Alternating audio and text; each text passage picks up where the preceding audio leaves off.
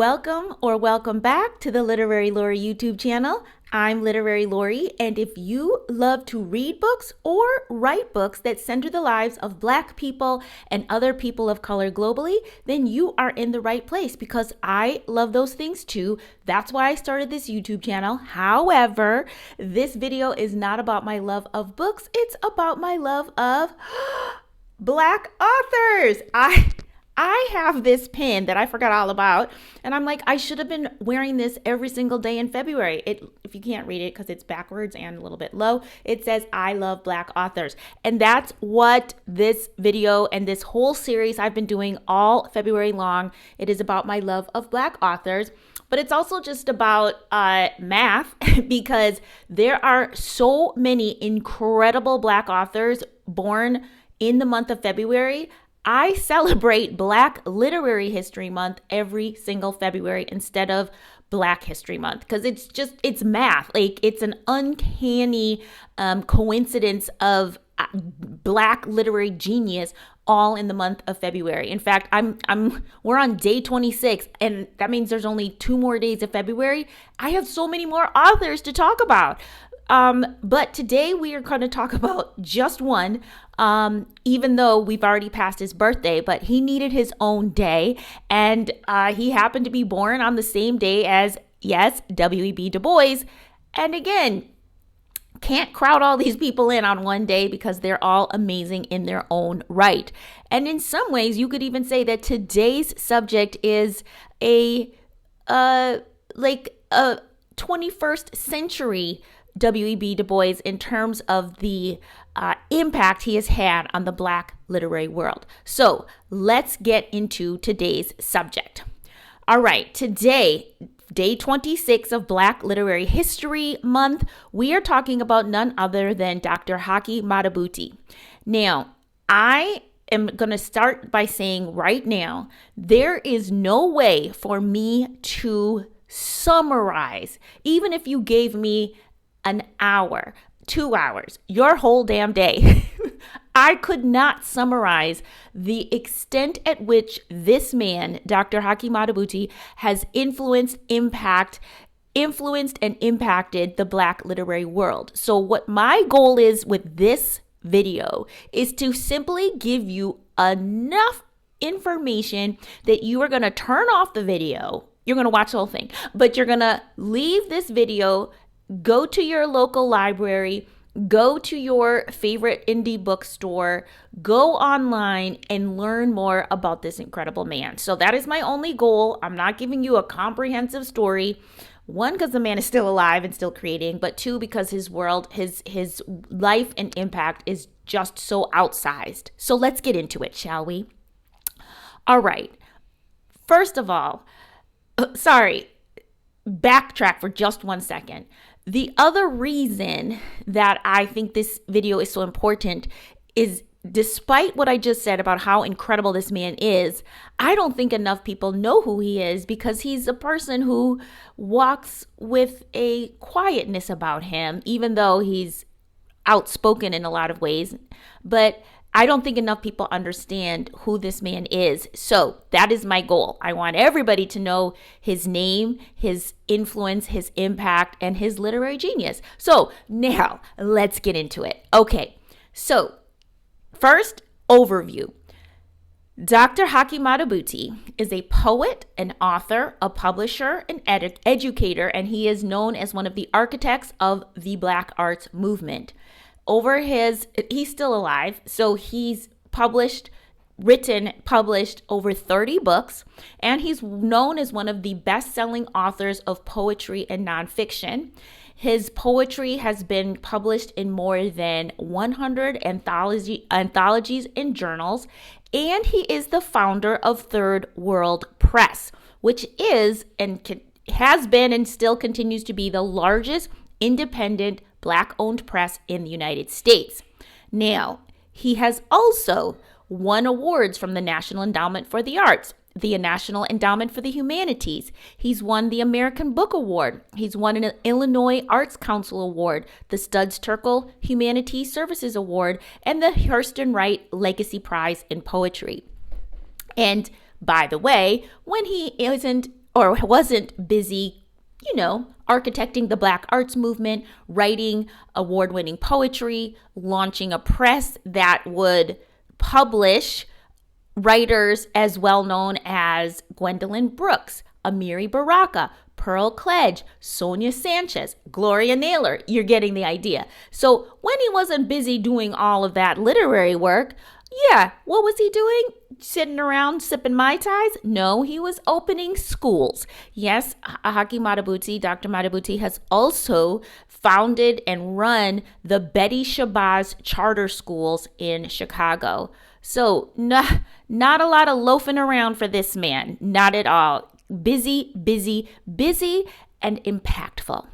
So if you don't know Dr. Haki Madhubuti, you should. And I'm going to just, again, like I said, share a little kind of outline of his life so that my intention is for you to be so intrigued that you go back and read his work and learn more about him on your own. All right, so let's get to it. First of all, Dr. Haki Madhubuti was not born with that name. He was not given that name, I should say. His given name when he was born was Don Luther Lee, and he was born on February 23rd, 1942 in Little Rock, Arkansas. But he was raised in Detroit, Michigan by a single mom. His father was not around, and he had a very difficult childhood. I'm going to share his own words instead of summarizing. He said in an interview, quote, "To be honest, I never had a childhood. I grew up dirt poor. Anytime one wears used underwear, they're poor. My mother was in the sex trade. My father was not there. Christmases and holidays, they weren't Christmases and holidays to me," unquote. So again, impoverished. His mother, he said, was not formally educated.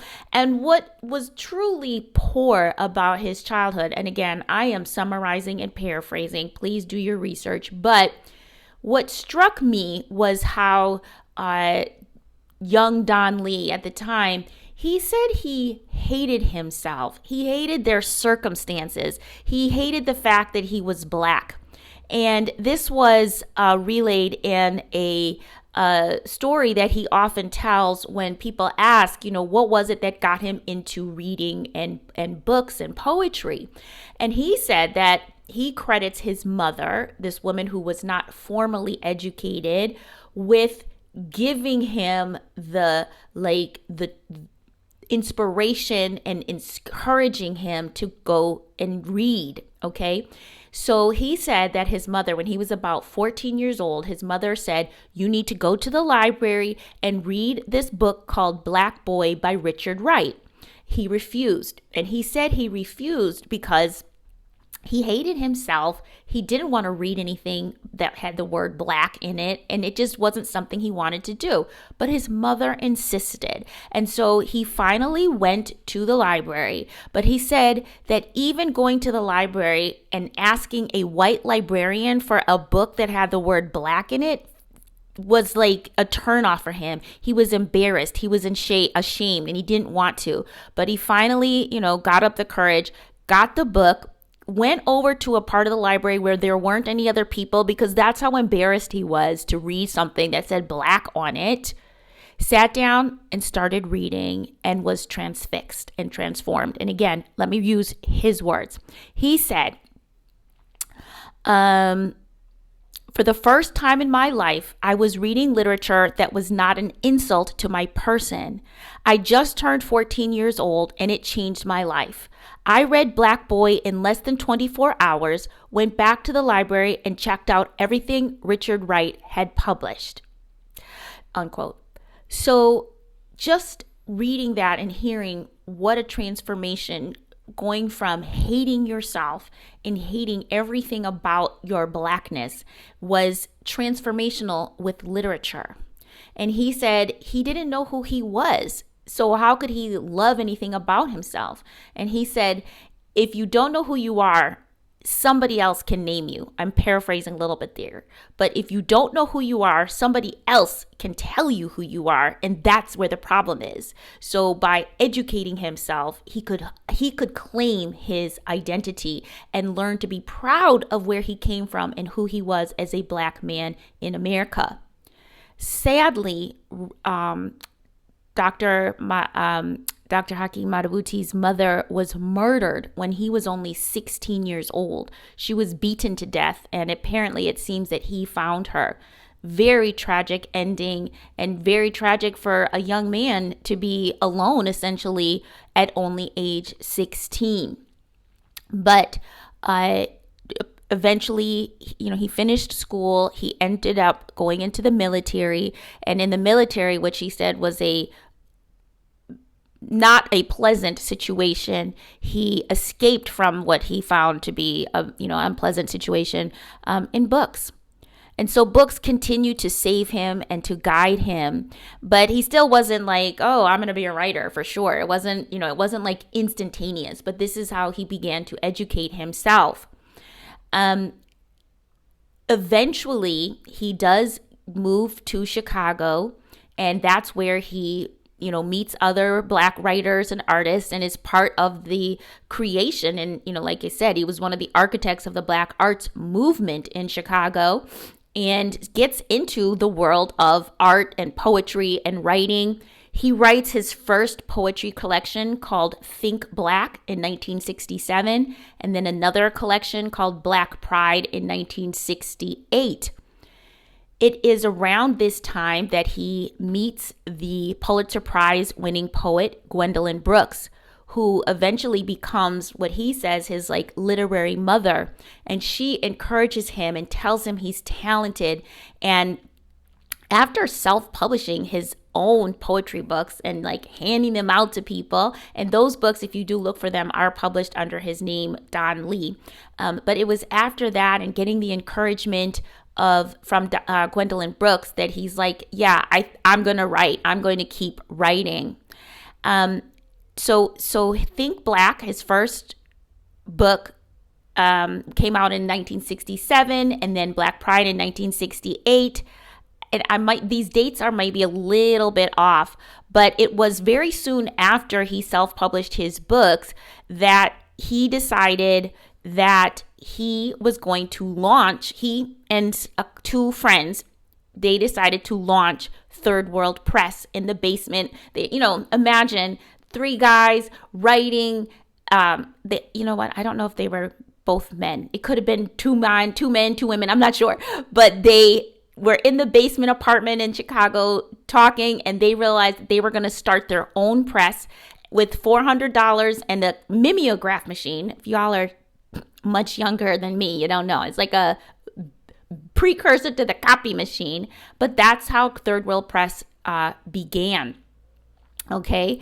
And so anyway, within his early years, also another transformational experience for Don Lee at this time was he went to Africa in 1973, and that's where he was inspired to change his name to Haki Madhubuti.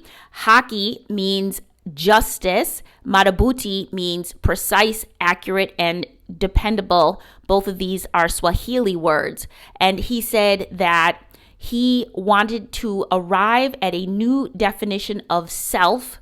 That's why he changed his name. And again, remember that I said earlier that he said, if you don't know who you are, other people can name you. He knew who he was. He knew who he was becoming. So he named himself. He renamed himself Justice and Precise, Accurate, and Dependable. Okay. So moving forward, I don't have a full exact timeline when these things happened, specifically in what order, but Haki Madhubuti did go, he graduated from the University of Illinois, and he received an MFA from the prestigious University of Iowa's Writers Workshop in 1984. And as he developed his artistic life, he said that his work, that the reason he writes and that he encourages other people is he said that most of my work is cultural, it's political. I don't write confessional poetry, but I do write political poetry. It's like all of his work has a purpose, right? And it's like he is one of these people who definitely believes that art will change the world, and that you can use art, and you should use art, and to call attention to that which needs to be paid attention to. He completely understands and recognizes the power of art, of literature, of poetry specifically. And more importantly, he understands that without institutions to support artists, then, whether if you really want to write and get your work out, but there's nobody who will publish your work, what are you supposed to do? That's why he created a press, Third World Press, particularly to publish the writers of the global majority, because the institutions that existed already weren't supporting writers of the global majority. And then he creates institutions of education and support for Black writers to make sure that Black writers not only can get published, but can be supported and celebrated. Over his lifetime, Dr. Madhubuti also has been a fervent educator, because again, what is the purpose of having knowledge if you're not sharing knowledge? So over the years, he's taught at Columbia College of Chicago, Cornell, the University of Illinois at Chicago, Howard University, Morgan State University, the University of Iowa, and on and on and on. It was at Chicago State University, though, it's where he founded and directed the Gwendolyn Brooks Center for Black Literature and Creative Writing. So, again, I am giving you tiny bits of the things that he has done, but to try to just show you how not only he believed in the power of writing, but he worked to institutionalize places, organizations, institutes to support the writing of Black young people, established people, but that there were institutions that would outlast him, that wasn't about him. And I think maybe that's why people might not know his name so much, because he was just as interested and invested in supporting other writers than he was in his own work. Even though I say that, the man has written over 30 books. I don't know, it might be 40 by now. In 2006, I think he wrote one of his most important books, because when he is gone, we want to know how he lived his life and what inspired him. So in 2006, he published his memoir called Yellow Black, The First 21 Years of a Poet's Life. And that talks about the first 21 years of his life. It really shares the nitty-gritty details of his early years. I heard him on a podcast that was recorded in 2021 that said he was working on a second part of his memoir. Hopefully that will come out soon. In 2006, he was also awarded the Literary Legacy Award from the National Black Writers Conference. In 2011, he retired from teaching, but continued writing and publishing and working at the press.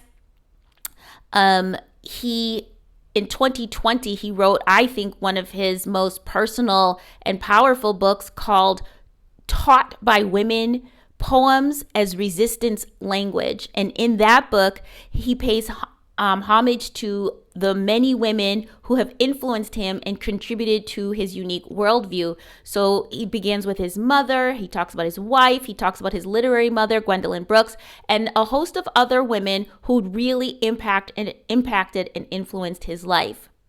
In 2022, he was awarded his 5th honorary doctorate of literature from Knox College. He was named a University Distinguished Professor Emeritus at Chicago State University that same year. And he continues to be awarded with legacy awards. And he continues, allergies. He continues to teach, to lecture, to write, to publish. It is incredible. And yes, do the math. He's 84 years old. And he's still just as vital and vibrant and excited about the written word. And just to leave you with, again, his work, his work has been acknowledged and celebrated, not just in Chicago, not just in the Black world. He has performed or spoken and lectured, he said, in almost every state of the United States, but also on 4 continents. So he is internationally known and recognized. Okay. So I'm leaving you with the knowledge that in 2023, Third World Press celebrated its 56th anniversary. They are still growing strong. Thankfully, Dr. Madhubuti has stepped down from running the press, even though he's still involved. But the press itself, again, will outlive him. It is an institution and a legacy that he has left so that writers of color have a place that will publish their work, even if and even when mainstream publishers are not supporting them. And that is so powerful and so important this Black Literary History Month. So, like I said, I just wanted you all to know who Dr. Madhubuti was. That was a sprinkling of trying to share his incredible story and his incredible influence and impact. So wish him a happy birthday a couple days late. And better yet, read some of his work, read his poetry, listen to Women, which is something he is fervently, that's the last book that he wrote, the Women, what did I just say that book was called? Taught by Women. Listen to Women, read his work, buy his work, support books by Third World Press. And also, just FYI, like I said, he published over 30 books. All of his books were published by Black presses. So even that, it's like his money is where his mouth is. His mouth is where his money is where his mouth is. He lives by the way that he speaks, what he lectures, what he talks about. He does those things his whole life, right? That's his whole life, is in support of Black art and Black literature. I mean, everything about what he does. So, okay, I'm rambling now. I hope I have achieved my goal. I hope you go look up Dr. Haki Madhubuti. If you don't know who he is, if you do know who he is, go read one of others' books. You probably haven't read all 30 of them. So, thank you for listening. Please come back tomorrow. Can you believe it? We are only 2 days away from our last videos in this series. Thank you so much for showing up. I hope you learned something new today. And again, I hope you'll be back tomorrow. All right. Bye-bye.